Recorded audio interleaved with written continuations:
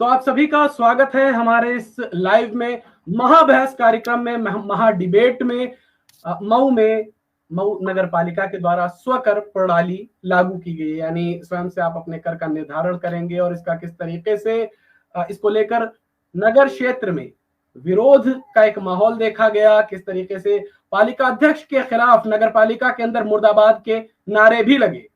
और आज जब हमने इस कार्यक्रम ये शो करना था, ये डिबेट का ऐलान कर दिया और जो तमाम हमारे मेहमान थे सबको आमंत्रण भेजा, जिसमें से आप देख पा रहे हैं हमारे साथ पूर्व पालिका अध्यक्ष तैयब पालकी साहब मौजूद हैं, आबिद अख्तर साहब मौजूद हैं, समाजवादी पार्टी के नेता और सपा के उम्मीदवार थे नगर पालिका चुनाव में, निकाय चुनाव में, और मऊ के जाने माने पत्रकार फहद काजमी साहब हमारे साथ मौजूद हैं। तो जो इस कार्यक्रम में सबसे मेन मेहमान कह सकते हैं, जो जवाबदेह है हर एक चीज के लिए, हर एक सवाल का जवाब जिसको देना है, वो शामिल नहीं हो रहे हैं। अब कारण क्या है?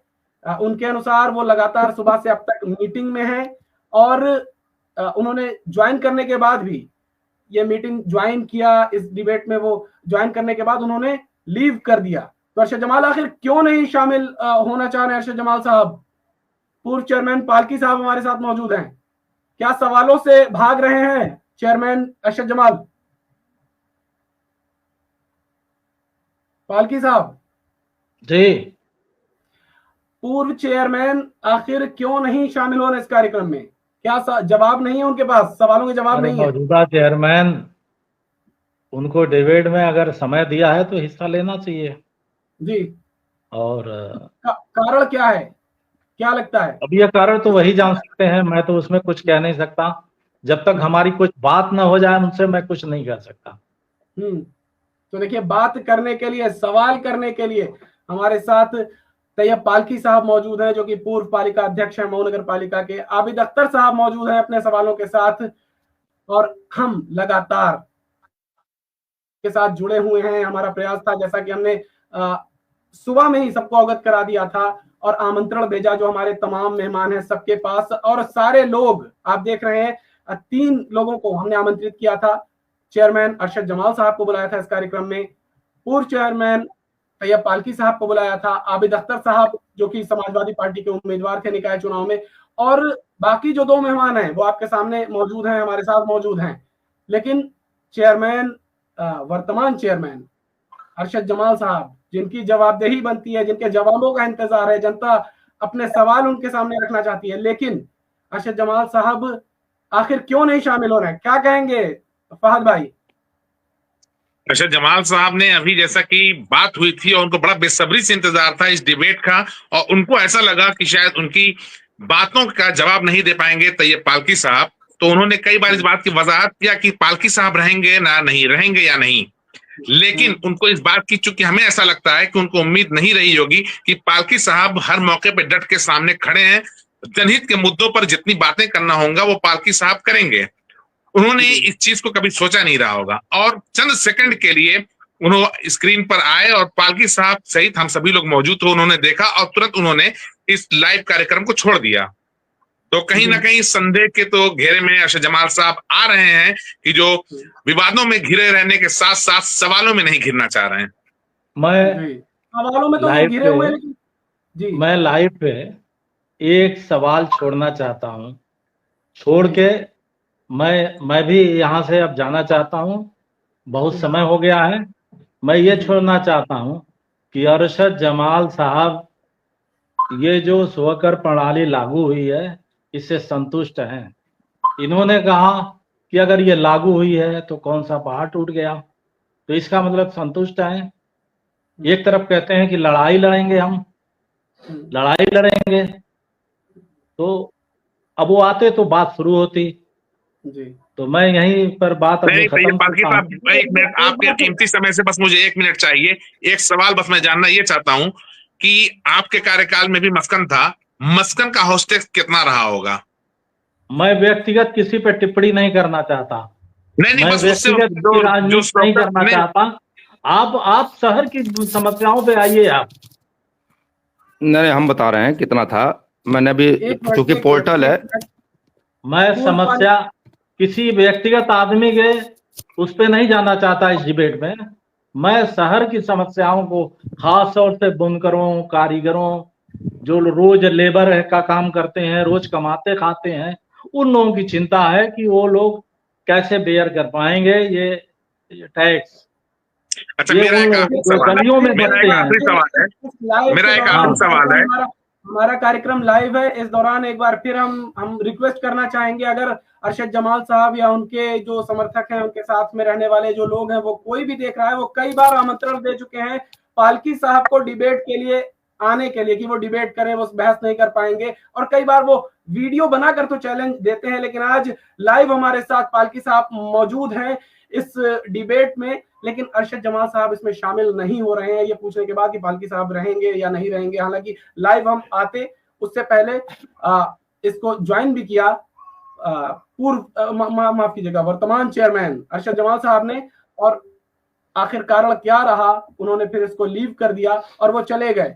तो आपसे हमारी रिक्वेस्ट है कि आप कई बार चुनौतियां देते रहते हैं, चैलेंज करते रहते हैं, आमंत्रण देते रहते हैं कि पालकी साहब क्या आएंगे, क्या वो जो है डिबेट कर सकते हैं आपके सामने, आपके सवालों का जवाब दे सकते हैं। तो आज अपने सवालों के साथ और आपसे बात करने के लिए हमारे साथ पालकी साहब लाइव जुड़े हुए हैं, लेकिन आप नहीं आ रहे हैं चेयरमैन साहब, आखिर कारण क्या है ये भी हम जानना चाहेंगे, और अब से आपको ज्वाइन कर सकते हैं हमें, और हम चाहेंगे, जरूर चाहेंगे कि आप आए। आबिद साहब से भी हम चाहेंगे, आबिद साहब नहीं, शादाब साहब, एक मेरा ये पालकी साहब से आखिरी सवाल है जो बहुत जरूरी भी है। जैसा अरशद जमाल साहब कह रहे हैं कि बोर्ड के पास पावर अब नहीं रह गया है कि वो इस काम को कर सके, 100 पे कुछ कर सके, तो पालकी साहब क्या ये उम्मीद की जाती है कि अगर आप आएंगे तो ये कुछ उस पर पुनर्विचार करके कम बेश किया जा सकता है? जी, मैं जनता से, अपनी मऊ नगर पालिका की जनता से मैं आश्वासन देता हूं कि मैं पुनः, अगर मुझे सौभाग्य प्राप्त हुआ इस कुर्सी पर, तो मैं पुनर्विचार करूंगा और जो भी राहत दे सकता हूं देने का काम करूंगा। और एक और चीज पूछना चाहेंगे पूर्व पालिका अध्यक्ष से हम, कि जो वर्तमान चेयरमैन, उन्होंने कहा कि जब इसका विज्ञापन समाचारों में प्रकाशित होने के लिए दिया गया, इसकी जानकारी उनको नहीं थी, उनकी जानकारी के बगैर ही उन्हें लागू कर दिया ये स्वकर प्रणाली, और उनको जानकारी ही नहीं थी, विज्ञापन भी प्रकाशित हो गया, प्रणाली लागू हो गई, ये नई प्रणाली। इस पर मुझे कहना है कि पहली मर्तबा जब विज्ञापन जारी हुआ रेट का, तो उनका प्रचार प्रसार कायदे से नहीं किया गया, और उसके बाद 8 जनवरी को उन्होंने फाइनल कर दिया और 25 तारीख को फाइनल लिस्ट जारी कर दिया। तो इस पे आपत्ति मुझे है, मेरी मांग है कि इसको पुनः वापस लिया जाए, इस पर विचार किया जाए, और फिर से आपत्ति आमंत्रित की जाए, और इसको फिर से रेट को मिनिमाइज किया जाए, ताकि हमारे गरीब जनता, जो खूंचे वाले हैं, ठेले वाले हैं, जो बहुत से गलियों में आबाद हैं, जो बुनकर हैं, इन सबों को राहत दी जा सके, मेरा यही कहना है। आपत्ति जो पड़ी थी उस पर भी, उसका भी आखिर निस्तारण नहीं हुआ, और हालांकि जो रूलिंग है, अब हमने तो देखा नहीं कि आपत्ति कौन सी पड़ी, आपत्ति पड़ी नहीं पड़ी, मैं ये नहीं जानता, मगर मेरा ये है कि जो प्रकाशन हुआ आपत्ति के लिए जो प्रकाशन हुआ, उसका प्रचार प्रसार नहीं किया गया और सीधे नाफिज कर दिया गया। नाफिज करने के बाद उन्होंने कहा कि मैं लागू नहीं होने दूंगा। अगर इनको पावर नहीं है तो फिर क्यों इस तरह का दावा करते हैं कि मैं लागू नहीं होने दूंगा? बिल्कुल एक वाजिब सवाल किया पूर्व चेयरमैन तैयब पालकी साहब ने। आबिद अख्तर साहब, आप कुछ कह रहे थे? चलिए, कम से कम हमें मौका तो दिया आप लोगों ने। 3.5 साल के बाद पालकी साहब उसको सही करेंगे, कुर्सी पर आएंगे, अच्छा ख्याल है इनका, मैं बधाई देता हूं। मगर 3.5 साल के बीच में कौन आएगा क्या नहीं, 3.5 साल के बीच में क्या होगा? अरशद जमाल साहब सिर्फ झूठ बोलते हैं, मक्कारी करते हैं और लोगों को बरगलाते हैं। इनके खुद का जो हाउस टैक्स है, ये पर्सनल मामला नहीं है। अभी जो जैसे पालकी साहब कह रहे थे कि ये पर्सनल मामला है, पर्सनल मामला नहीं है। आपका हाउस टैक्स 600 रुपया है, लगातार दे रहे हैं। 200 गृह कर और 400 रुपया वाटर टैक्स, 600 रुपया दे रहे हैं और जनता से उम्मीद कर रहे हैं कि आप 10 गुना दीजिए, 20 गुना दीजिए। हमने तो उनका कैलकुलेट करके लगाया अपनी एफबी पे कि 30,000 समथिंग आ रहा है चेयरमैन साहब आपका, और जनता चाह रही है कि, और आप चाह रहे हैं कि जनता भी उतना ही दे, और हम 600 रुपया उनको देते आ रहे हैं पहले से। तो मैंने ये पर्सनल चीजें नहीं की है, जो चीज ऑनलाइन मौजूद है सारे लोग देख सकते हैं, उसमें पर्सनल कहां से हो गई है। उनको तो शर्म आनी चाहिए कि आपका उतनी बड़ी बिल्डिंग 600 रुपया दे रहे हैं। और एक जनता है, कल एक सवाल पे वो बहुत भड़क गए थे कि आप बताइए कितना कैलकुलेट करके हो रहा है। हम कहे आप चेयरमैन है, आप बता दीजिए बढ़ रहा है कि नहीं बढ़ रहा है, सिर्फ सिंपल बता दीजिए बढ़ रहा है कि नहीं बढ़ रहा है। बढ़ रहा है तो बताइए कि कैसे बढ़ रहा है, और नहीं बढ़ रहा है तो खत्म करिए। इतनी नौटंकी क्यों कर रहे हैं आप लोग? मगर वो सिर्फ नौटंकी करते हैं, जनता को बेवकूफ बना रहे हैं। जैसे पिछली बार उन्होंने बिजली पर बेवकूफ बनाया, कंट्रोवर्सी की, इन्होंने पता नहीं कौन से एक फर्जी फोरम बनाया, फर्जी फोरम बना के सरकार को प्रस्ताव दिया, पास करवा दिया। बाद में वो कहते हैं अपने शपथ ग्रहण समारोह में कि बढ़ गया है, सरकार से बातचीत चल रही है, उसको कम कराया जाएगा। फिर इसी तरह इसमें 100 कर में लेके आए हैं, कह रहे हैं कि बातचीत हो रही है, कम कराया जाएगा, यहाँ गलती है वहां गलती है। प्रॉपर वे से उन्होंने बैक डोर से, पिछले दरवाजे से इस कानून को ले आया, और सारे लोगों को मैं कह रहा हूं ठीक है, शहर में है 9 मीटर का आपने दे दिया कि 9 मीटर में, तो 9 मीटर के दायरे में तो पूरा शहर आ जाएगा, हर गांव हर गली आ जाएगी। कहां 9 मीटर से कम कोई है, सब उस परिधि में आ रहे हैं। गांवों का सवाल है, जो अभी नया हमारा नगर पालिका जुड़ा है, जो क्षेत्र बने हैं, वहां पे कहीं गाय रखने के लिए, भैंस रखने के लिए वो जगह बनाई जा रही है, कहीं भूसे रखने के लिए उनके चारागाह बना रहे, उनका कैसे टैक्स का आप उसको कैलकुलेट करेंगे? कहा, मैंने कह दिया कि 10,000 12,000 18,000 भी आ सकते हैं, 20-20 हजार आ रहे हैं। और अभी इसकी कई है, जितने मेडिकल हॉल हैं, जितने हॉस्पिटल्स हैं, जितनी डिस्पेंसरी है, उसका 3 टाइम ज्यादा है। अभी जो हमारा जो कैलकुलेशन है, जो कहीं 90 पैसा है, कहीं 80 पैसा है, कहीं कुछ है, वहां पे इतना ज्यादा वहां पर हर चीज है। और वो सब तमाम चीजें सब हो रही है, इतना ज्यादा स्लैब बढ़ रहा है कि एक आम जनता दे नहीं पाएगी उसको। और समझ लीजिए कि बिजली के जो शहर है, जो बुनकरों का, वो एकदम बर्बाद होने के कगार पर है, और सब लोग उसमें प्रभावित होंगे। ये आपकी और मेरी लड़ाई नहीं है, ये सारे शहर की लड़ाई, हर वर्ग प्रभावित हो रहा है। दुकान जहां पे चौड़ीकरण किए हैं, 9 मीटर से ज्यादा हो गया, उसका स्लैब तो और ज्यादा है। और खूबियां बता रहे हैं चेयरमैन साहब, खूबियां बता रहे हैं कि इसमें रेट में जब तक जिसका मामला है वो न रहे, तो फिर वो काम बात करना ही बेकार है। नहीं, बात करना तो बेकार नहीं है चेयरमैन साहब, जनता सुन रही है आपको जनता सुन, आप इसलिए आपको जनता उनको रहना था, जवाब देते हो। उम्मीद करता हूँ कि हमें वो जवाब, वो नहीं जवाब देंगे, वो जनता वहां सबसे पूछे। कोई फायदा नहीं है जब तक वो जवाब देने वाला न रहे। नहीं, जवाबदेही तो उनकी है, ठीक है। आज लाइव डिबेट से भाग रहे हैं, शहर में आएंगे ना लोग, उनसे पूछेंगे ना। हाँ बिल्कुल जनता पूछेगी, जनता पूछेगी ना, जनता पूछेगी। और अभी आपके कितने व्यूवर जुड़े हैं फहद भाई? आप देखिए, आप बताइए कितने व्यूवर जुड़े हुए हैं? इतना शहर देख रहा है ना, आपके पास होगा वहां पे कितने लोग आपका लाइव देख रहे हैं? बहुत लोग जुड़े हैं, इतने लोग जुड़े हैं। ये बातें भाई हमारी ये नहीं मंशा है कि मैं चेयरमैन साहब से झगड़ा करूं और उनसे मैं डिबेट करूं। हमारी सिर्फ यही मंशा है कि ये टैक्स जो है ये रोल बैक हो, वापस होने के बाद जनता को राहत मिले, और कोई मंशा थोड़ी ना है। हमारी बातें हैं, जनता की आवाज है, हम लोग जनता के बीच में उठाते रहेंगे। धरना पर भी एक बार ज्ञापन दिया गया है, आगे इसकी लड़ाई लड़ा जाएगा जनता के सहयोग से। इसको लागू नहीं होने दिया जाए, लागू तो हो गया, इसको वापस होना ही पड़ेगा, चाहे उसके लिए कुछ भी करना पड़े। हम लोग जनता से मिलकर इसकी लड़ाई लड़ेंगे। बाकी हमको लग रहा है कि अब इसमें कोई गुंजाइश नहीं है, इसको अब डिबेट को बंद किया जाए। बिल्कुल, लेकिन पालकी साहब आपने कहा कि जो व्यक्ति है ही नहीं यहाँ पर, बिल्कुल वाजिब बात आपने कहा कि जो जवाबदेह है वो आखिर नहीं है, तो आखिर किस तरीके से बात की जाए। लेकिन हमारे जब आदमी नहीं है तो मैं एक तरफा इल्जाम लगा के मैं क्या करूंगा?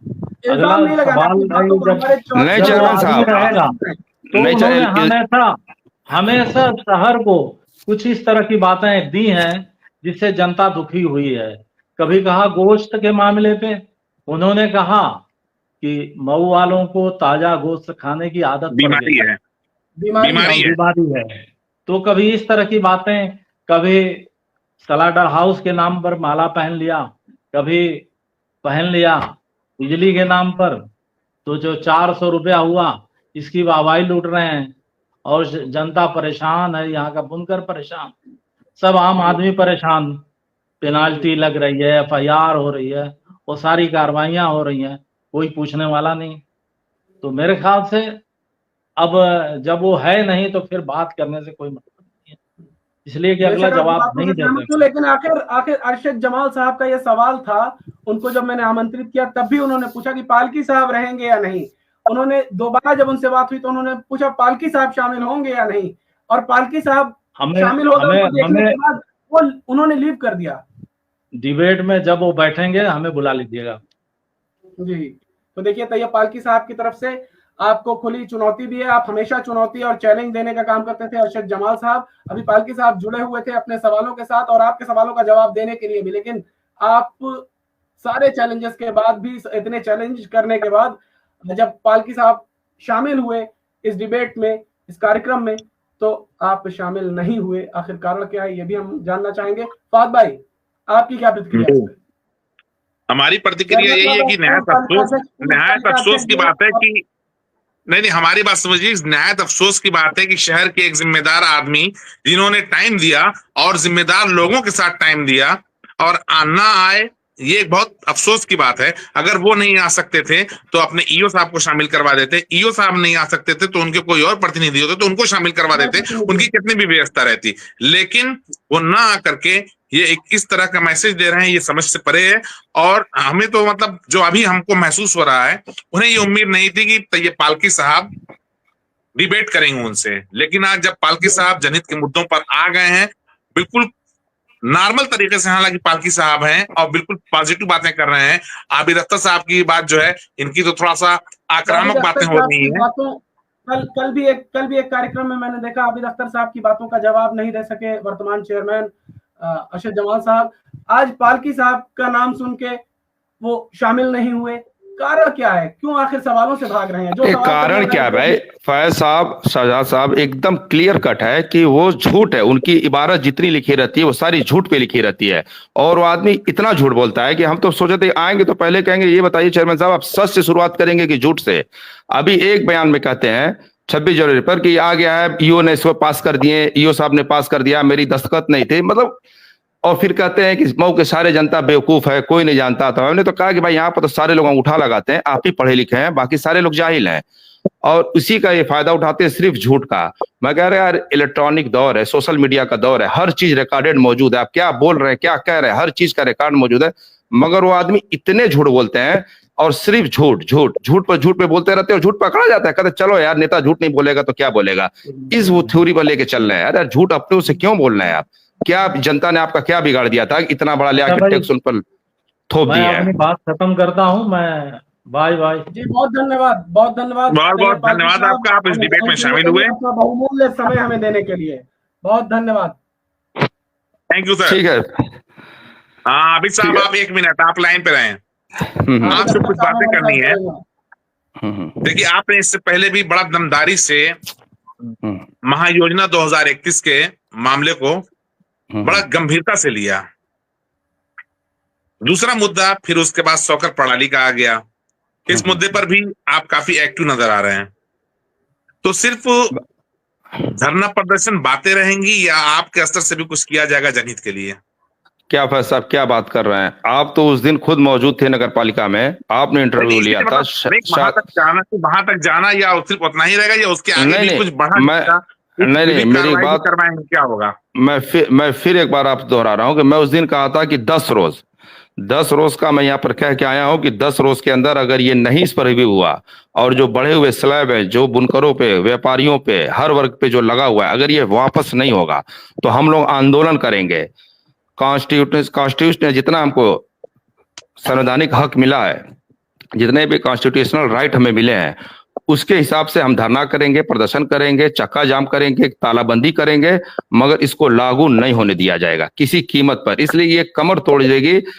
मैंने तो सब उसको स्टडी किया है, देखा है। 12 आप अगर नहीं देंगे तो आपके ऊपर रिकवरी होगी, टैक्स तो टैक्स, आपके ऊपर ब्याज भी लगेगा। हर आबिद साहब, आप मस्कन पे हाउस टैक्स का आप तस्करा कर रहे थे।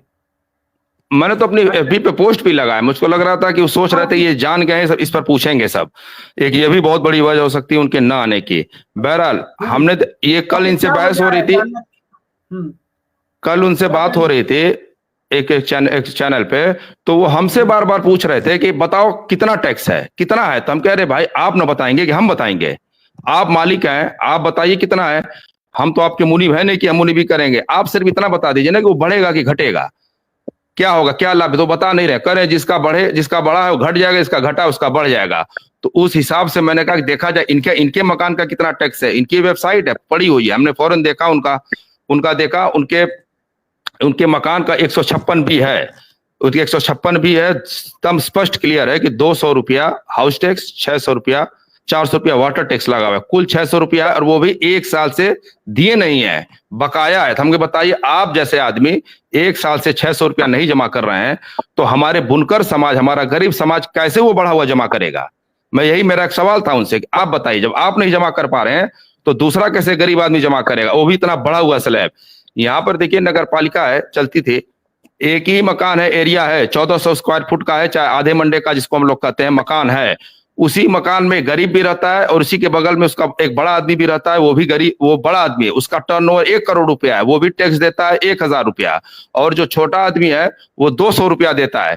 तो फाइनेंशियल पोजीशन से भी तो देखा जा सकता है कि उसको कितने ऊपर टैक्स में आएगा। मगर ये एक साथ सबको जोड़ रहे हैं। अगर जिसका 1 करोड़ रुपया टर्नओवर है, साल का आमदनी है, और एक बुनकर 1 लाख रुपया जो साल में कमा रहा है, उसको सेम टैक्स देना पड़ेगा। ये कहाँ का कानून है भाई? काला कानून है। यहाँ पर तो ये होना चाहिए कि आपके पास जितनी कमाई है उसी हिसाब से टैक्स दीजिए। आप उतने पास है, एक आदमी का फुल एसी वाला मकान है, वो भी 2000 रुपया देगा, वो भी 4000 रुपया देगा, वो भी 8000 रुपया देगा। और उतना ही बड़ा अगर एक मकान एक गरीब बुनकर का है, एक गरीब किसान का है, तो वो भी उतना ही पैसा देगा। ये कैसी सिमिलरिटी, आप जरा बताइए फर्स्ट साहब, ये से हो सकता है? कहीं हुआ ऐसा हाउस टैक्स का निर्धारण?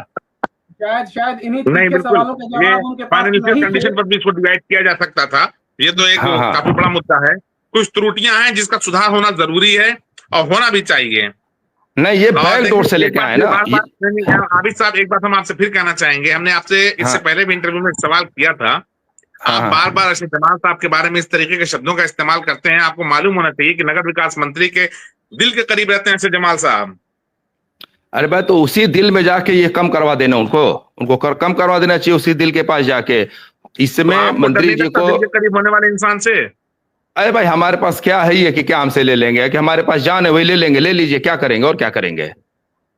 उससे ज्यादा नहीं ना कोई लेगा। एक हमारी जान ही ले सकते हैं, ले लीजिए, उससे ज्यादा नहीं ले सकते हैं। और हम मोमिन हैं, हमको इस बात पर यकीन है कि जिस दिन जो लिखा रहेगा वही होगा, डरने से कुछ नहीं होना है। तो जैसा कि आबिद साहब ने बताया अपनी बातों में कि अरशद जमाल साहब जो वर्तमान चेयरमैन है, उनका खुद का जो मकान है मस्कन, उसका भी जो टैक्स है 600 रुपए वो बाकी है। आबिद अख्तर साहब की बातों के अनुसार अगर बात करें हम, तो वो टैक्स भी बाकी है। और अब जो नई कर प्रणाली आई है उसके अनुसार अब अगर आपका टैक्स समय से आप अदा नहीं करेंगे, भुगतान नहीं करेंगे उसका, तो उस पर 12% का ब्याज भी देना होगा। खैर, तो शायद और अगर गलती से किसी तथ्यों को आपने छुपा दिया या किसी चीज का जिक्र करना भूल गए और जांच में अगर पाए गए या फिर शिकायत मिल गई, तो उसमें बड़ा लंबा जुर्माना भी शामिल है। हाँ, वो क्लियर लिखा है एकदम। फर्स्ट साहब आप सही कह रहे हैं, वो क्लियर कट लिखा है। मुझे लग रहा है कि 8A है, 8A वाले पॉइंट पे लिखा है कि अगर आप दीजिए पहले अपना निर्धारण करिए, अपना बताइए सेल्फ कितना हमने यूजेस कर रहे हैं, फिर उसका वेरिफिकेशन होगा और उसमें अगर गलत पाया गया तो उस पर भारी जुर्माना है। यह भी प्राविधान है। बहरहाल मऊ के बुनकरों को एक बात हम ये बताना चाहेंगे, गरीब और बुनकर मजदूर जितने लोग हैं, अभी तक आपको सिर्फ बिजली की मार झेलना पड़ रहा था, अब आपके ऊपर एक और बड़ा लोड पड़ने जा रहा है। इससे मतलब नहीं है कि आपका मकान कितना बड़ा है या कितना छोटा है, या आपका मकान अगर बड़ा है तो उसमें कितने कमरे बने हैं, इन सभी चीजों से मतलब नहीं। अब वो आपको प्रति वर्ग फुट या प्रति वर्ग मीटर के हिसाब से अब आपको पैसा देना है और अच्छा खासा अब आपको पैसा अदा करना पड़ेगा। एकदम पैसा टैक्स आपका पड़ रहा है जी। जैसे वो उतना पैसा मैं बताया ना कि एक अगर करोड़पति है, अगर उसका आधे मंडे का मकान है तो वो भी उतना ही पैसा देगा। और एक गरीब है जिसके पास एक रूम है, उसकी 50,000 60,000 रुपया सालाना आय है, उसको भी उतना ही टैक्स देना पड़ेगा। ये बताइए, दुनिया का पहला ये नया टैक्स है। इस बात से मैं सहमत हूँ। इन सारी चीजों में थोड़ा सा बदलाव होना चाहिए था, जो कि काफी जल्दी में लिया गया है। थोड़ा सा संदिग्ध फैसला, ये संदिग्ध क्या कह सकते हैं, ये गलत फैसला इसको आप कह सकते हैं, काफी जल्दी में लिया गया ये फैसला है। इसमें थोड़ा सा प्रचार प्रसार की जरूरत थी, काफी ज्यादा प्रचारित प्रसारित इसको करना चाहिए था। बोर्ड के चेयरमैन को चाहिए था कि अपने जितने वार्ड मेंबर्स हैं सभी की एक मीटिंग करके उन लोगों को अवेयर करें और बताएं कि अपने अपने वार्ड में जाकर के सभी मेंबर्स लोगों को अवेयर करें, और ज्यादा से ज्यादा आपत्तियां डालना चाहिए था। लेकिन जनप्रतिनिधियों की इसमें कमी कही जाएगी और इसमें नगरपालिका बोर्ड की भी बड़ी कमी कही जाएगी। और ईओ साहब के मंशे पे एक बड़ा सवालिया निशान बन रहा है कि आखिर जब वो मऊ के मूल निवासी नहीं है तो आखिर उनको कैसे मालूम है कि मऊ के लोगों की कंडीशन क्या है, और किस तरीके से उन्होंने किस आधार को बेस बना करके, क्या बेस बनाया है जो उन्होंने कर का निर्धारण किया है। और बोर्ड चेयरमैन एक जनप्रतिनिधि को इसकी भनक तक नहीं लगने दी। तो बहुत धन्यवाद सभी का इस कार्यक्रम में शामिल होने के लिए। समय ज्यादा हो रहा है, अब हम इसका अंत यहीं पर करना चाहेंगे। तो और जो हमारे साथ लोग जुड़े हुए हैं, हमारे जो फॉलोअर्स जुड़े हुए हैं, उनको मैं बताना चाहूंगा कि आपने देखा किस तरीके से हमारे जो अन्य मेहमान थे जिनको हमने बुलाया इस कार्यक्रम में, वो अपने सवालों के साथ हाजिर हुए। पूर्व चेयरमैन तैयब पालकी साहब हाजिर हुए, समाजवादी पार्टी के नेता और पूर्व प्रत्याशी सपा के नगर निकाय चुनाव में आबिद अख्तर साहब शामिल हुए अपने सवालों के साथ। फहद काज़मी साहब ने अपना कीमती वक्त दिया हमें। लेकिन और मैं आपके सवालों के साथ चेयरमैन के सामने आपके सवालों को रखने के लिए मौजूद था, इंतजार करता रहा। अभी आधे घंटे से ज्यादा, लगभग 40 मिनट का समय हो चुका है जो समय दिया गया था, लेकिन अरशद जमाल साहब हमें ज्वाइन नहीं किया उन्होंने। और इससे पहले कई बार नहीं ज्वाइन किया शादाब साहब ज्वाइन किया चंद सेकंड के लिए और फौरन वहां से लीव हो गए। वो लाइव हम आते उससे पहले ही उन्होंने हमें ज्वाइन किया और लीव भी कर दिया। कारण क्या था ये तो वही बता पाएंगे, लेकिन हम फिर भी इस कार्यक्रम में ही उनसे एक बार फिर रिक्वेस्ट करना चाहेंगे कि अगर आप आने को तैयार हो तो हमारे जो मेहमान हैं वो तैयार हैं अपने सवालों के साथ आप से अगला टाइम जो रहेगा वो चेयरमैन अरशद जमाल साहब से लिया जाएगा, जिस समय उनको पूरी फुर्सत रहे।